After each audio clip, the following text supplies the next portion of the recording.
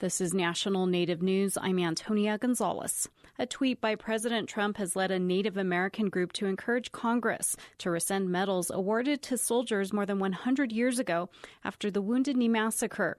Roz Brown has more. Four Winds Incorporated urges Native Americans to become involved in the political process and voter engagement. Co-executive director O.J. Siemens says the president's tweets mocking Democratic presidential candidate Senator Elizabeth Warren of Massachusetts perpetuate disdain for Native Americans that has led to their marginalization in our society. What is happening by the president using Native Americans as racial slurs takes back everything that we've been trying to show to our people is a positive reason to participate in the political process. Trump repeatedly has called Warren Pocahontas after she claimed Native American ancestry. His tweet said her recent TV ad should have been filmed at Wounded Knee in full Indian garb. Letters from Four Winds were sent to the House and Senate Armed Services Committees requesting that language to rescind the medals. It's estimated that 20 soldiers were awarded Medals of Honor in 1890 after killing 250 Native American women and children. Siemens says the genocide of Native Americans should never be used as a political pun. It's a horrific insult, basically walking and laughing over the graves of our ancestors that were murdered. The Four Winds Group is planning a trip to Washington next month to knock on congressional doors. The massacre at Wounded Knee, of the killing of the women and the children, and those individuals receiving Medals of Honor set the tone of how Native Americans are treated throughout the United States. I'm Roz Brown. Maori delegates composed a haka and gifted it to South Central Foundation, an Alaska-based healthcare organization. KMBA's Trip Krause talks with one of the delegates about their relationship with Alaska Native people.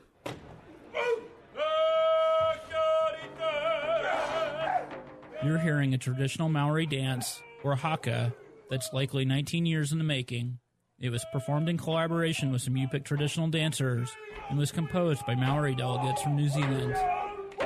Nurupatu Kumara Maipai Campbell said that the relationship between the Maori and South Central Foundation began with his grandfather. About 19 years ago, when my grandfather and a few other members of our community travelled to Alaska to find other indigenous initiatives or health initiatives around the world. And so he had heard about a story of the native people of Alaska assuming responsibility of their healthcare system. And so as I was a kid, my grandfather would talk about this amazing work that's happening in Alaska. And as I got older, I got the chance to come here. 2 years ago, South Central Foundation CEO and president invited the delegation to attend the Alaska Federation of Natives Convention. To share our culture, not only to share our culture, but to also hopefully inspire the youth, the Native Alaskan youth, to inspire them in the sense that, being Indigenous and Native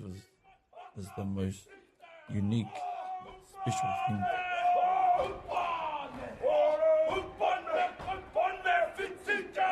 In Anchorage, I'm Trip Krause.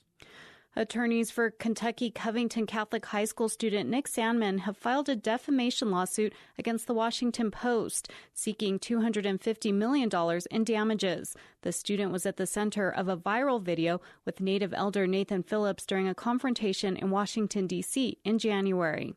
In a web post Tuesday, attorneys wrote, "This is only the beginning." The paper told reporters it's reviewing the lawsuit. I'm Antonia Gonzalez.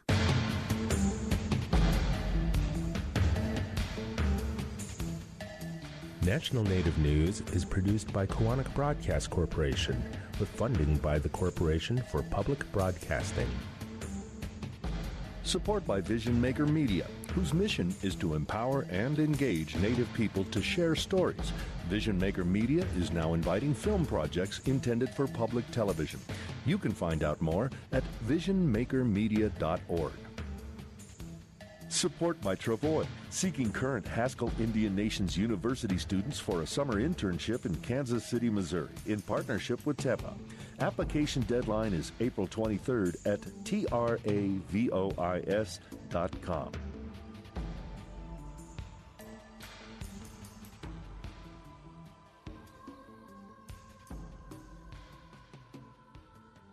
Native Voice One, the Native American Radio Network.